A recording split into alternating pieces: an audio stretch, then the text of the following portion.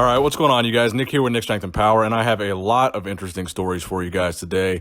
It's getting to be that time of year, and it's starting to get exciting leading up to the 2019 Mr. Olympia. Now, we've got an update from one of the likely top 3 contenders at the Olympia in 2019, namely Roelly Winklaar, who finished 3rd at the 2018 Mr. Olympia behind Phil Heath and Shawn Rhoden.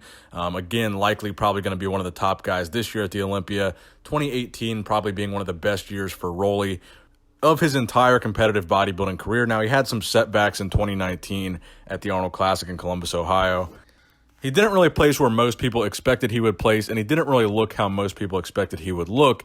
But now here we are at 10 weeks out from the Olympia, and we have yet another video leaked of Roelly Winklaar at 10 weeks out, of course, in front of that magic mirror in Oxygen Gym over there in Kuwait.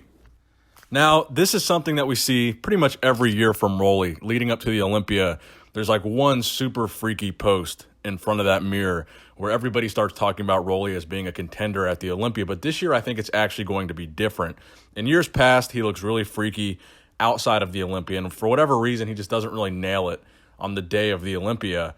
But I think this year really is one of Roelly's best shots to be a top guy at the Olympia. Again, he was 3rd last year, his best Olympia placing ever. And he also won the People's Champion Award last year, that brand new addition to the Olympia. And also this year at the Olympia, we're probably not going to have Phil Heath. We're probably definitely not going to have Big Ramy. So in years past, when Roelly would leak these freaky pictures and freaky videos, people would say, yeah, he looks freaky in the gym. Yeah, he looks freaky under lighting like this. Yeah, he looks freaky in this mirror. But on the day of the Olympia, he's not going to look that freaky. He's not going to nail it. Then again, when you compare Roelly and Phil, to say that Roelly would actually win the Mr. Olympia and beat Phil Heath while he was reigning Mr. Olympia, it seemed very unlikely because Roelly's biggest lacking point, I would say, probably is his back and maybe the separation in his legs. These are 2 areas that Phil Heath really excels at, especially the back. So it's really hard to make an argument for Roelly beating Phil under any condition. Even if Phil had the midsection issue, it's still really hard to make that argument for Roelly over Phil. But now this year, not having Phil Heath there and having it be maybe Roelly versus Shawn Rhoden or Roelly versus Brandon Curry, it seems a lot more likely that you could have Roelly Winklaar in the top 2.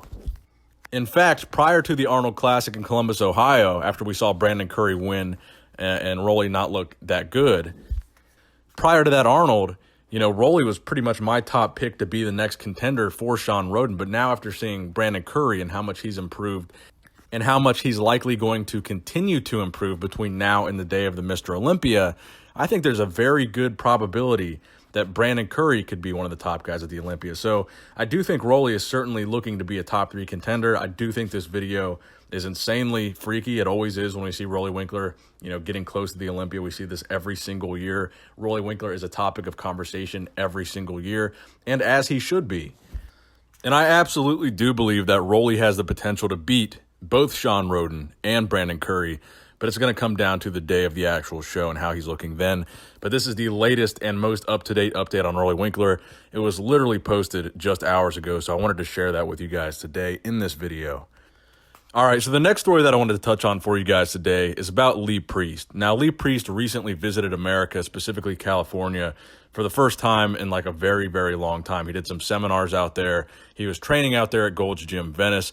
But the main thing that a lot of people are talking about right now is the fact that Gold's Gym made Lee Preist pay $80 to train at Gold's Gym for a week or for however long he was there to get a guest pass or whatever it was.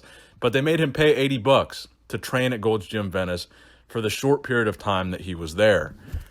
So a lot of people are kind of outraged about this. Number one, because of the fact that Lee Preist is clearly a bodybuilding legend, a bodybuilding icon, coming to visit America and coming to visit California and to train at Gold's Gym Venice. Why should Lee Preist even be charged at all? Because Lee Preist is going to be posting videos and photos at Gold's Gym, which is going to serve as just massive free advertisement for Gold's Gym Venice. And having Lee Preist at that gym is only going to add to the prestige of Gold's Gym Venice. He used to train there back in the day. So the first question that a lot of people are asking is, number one, why would they even charge Lee Preist? Because like I said, he's a bodybuilding legend. And number two, the amount that he was charged just seemed ridiculous. I mean, maybe if they made him pay $10 or something, nobody would really care. But $80, I mean, even if it were $80 for a whole month, that would be a pretty ridiculous amount of money for a gym membership, especially a public gym like Gold's Gym Venice. It's not a private gym. There's not private training. I mean, $80 for however long Lee Preist was there. It wasn't a month. It was like a week.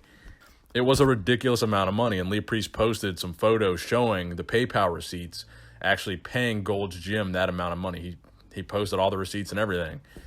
So this is something that I definitely want to hear your guys' opinion on, because personally, if I were the manager or whoever was working at Gold's Gym when Lee Preist comes in, I would treat Lee Preist like he was a celebrity. I wouldn't say, okay, here's how much you got to pay to work out here for a week.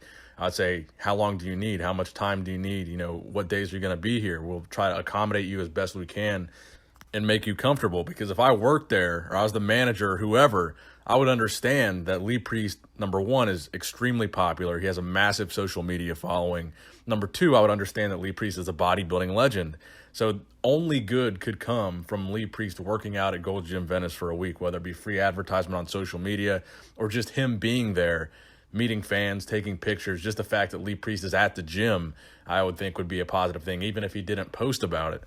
So it does make you kind of wonder, what was going through the workers' mind that they started, running up a bill for Lee Preist when he came in to work out at Gold's Gym Venice.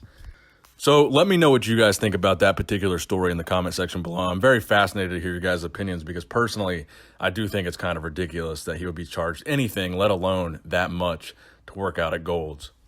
Now, the next story that I have for you guys today, I want to talk a little bit about YouTube fitness, and a fitness YouTuber in particular that's really one of the OGs, if you will, of bodybuilding YouTube, and that is Wright Bodybuilding. He recently switched back over to bodybuilding and competed in a bodybuilding show. Now, I'm not entirely sure if this show was a drug-tested show or a natural show or what, but Nick did announce that this is going to be his last bodybuilding show ever. And actually, I was very impressed at how Nick looked, because I do believe he's one of the guys that's a true natural. He doesn't have the best genetics. He doesn't have the best physique, but he does have a great work ethic. He's been doing this for years and years and years, and you can really see the improvements that he's made to his physique over time. And I honestly think that out of all the guys on stage, based on what I saw in the video at least, Wright was by far the most impressive guy from a sheer muscle mass standpoint, especially if this was a drug-tested competition. His conditioning wasn't the best conditioning on stage, but he was clearly the most muscular guy on stage by far, and his conditioning was not bad. So I watched the video. The video was about an hour long, and when it got to the point where they announced the winner of his class, so they were giving the awards for, I want to say he was middleweights. When they were giving the awards, they called him in second. I was like, okay, I really want to see who the guy is that took first here. This guy must be a pretty impressive guy. And they call this guy out, and this is no knock on the guy that won. But in my mind, Wright clearly got robbed at this competition. I mean, it was kind of a ridiculous decision to me.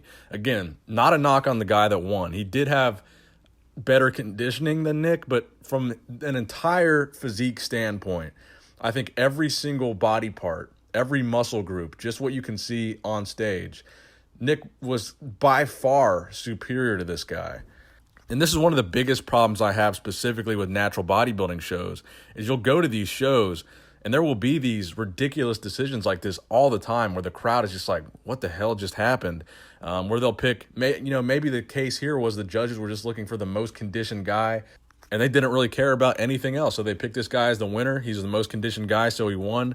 If that's what they were looking for, then great. It's not a knock on the guy. If that's what they wanted and that's what he had and he won, then great. But I think if you're looking from a pure bodybuilding standpoint, I think Wright was the hands-down winner of this show, and I think it was kind of a ridiculous decision, kind of discouraging to a lot of people. And unfortunately, I do think this is something that you see all the time at local and natural bodybuilding shows, these crazy, ridiculous decisions that just really make you wonder, what were the judges thinking here? Now, the next story that I have here is a post by Luke Sandoe. So Luke Sandoe currently is qualified for the 2019 Mr. Olympia on points. Now, those point standings could still technically change, and there's a possibility that he could not be qualified for points by the time the Olympia comes around. So originally, Luke was slated to compete at the British Grand Prix, where he would have had the opportunity to win that show and qualify by winning a show and not on points, which is a qualification that is guaranteed and cannot change. So Luke put up a post, basically a physique update, where he does look very, very good. He looks to be in very good shape. And the caption of that photo says, might compete, might not. might delete later. And then someone commented about the Tampa Pro, asking if Luke is going to compete there, and Luke replied with a shrugging emoji. So the Tampa Pro is really probably the most likely place if Luke were to compete. It would give him some time to actually dial it in. It would be right before the Olympia, so it would make a good warm-up. Even if he were still qualified for points, he could just compete in Tampa, even if he didn't win, and still go on to the Olympia. And it would probably be a good show for him to do. I mean, if he were to beat a guy like Dexter Jackson, that would be a tremendous amount of momentum for him going to the Olympia, and he would have that guaranteed qualification and probably that extra safety net of knowing, yeah, I won a show coming to the Olympia. I didn't just qualify on points, I qualified on both. And I think that momentum is a very real thing in bodybuilding. I think the mindset of having that momentum going into a show can really change the outcome of how you look. So Luke, if you're watching this, do the Tampa Pro. Now, also in Olympia news, this time actually pertaining to classic physique, it was just announced a couple days ago that Steve Laureus is actually going to be out of the 2019 Mr. Olympia. So Steve Laureus is not competing at the 2019 Olympia Classic Physique Division. Now, apparently his coach, Neil Yoda Hill, who is training him, thinks he needs some extra time to build a more impressive physique and do more damage at the Olympia. And this really surprised a lot of people, especially after the very impressive performance that we saw from Steve Laureus at the Arnold Classic in Columbus, Ohio. A lot of people felt he should have won the Arnold Classic. It was actually won by George the Bull Peterson, but many people preferred the classic look of Steve's physique, but also noting that he could add some size to that frame.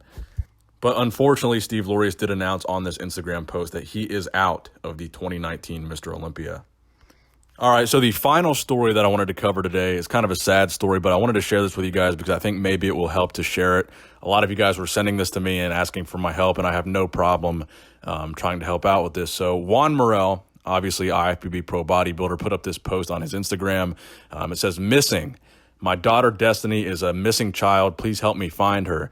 This is her last current picture. Can you help me and repost this and try to help find her? Last seen last night in Deer Park, maybe in Queens. If you see her, please call this number below or send me a DM. Detective Dennis, 631-854-8136. Then in all caps, it says, please repost this to help reach as many people as possible and help me find her. So he says right there in the caption, he wants to reach as many people as possible. So obviously I want to post this on my channel and reach out to you guys. If you guys have seen her or know anybody that has seen her, please leave a comment in the comment section below. Contact Juan via DM or call that number, or try to share this video and get this information out there and maybe help find his daughter. Just a really tough situation.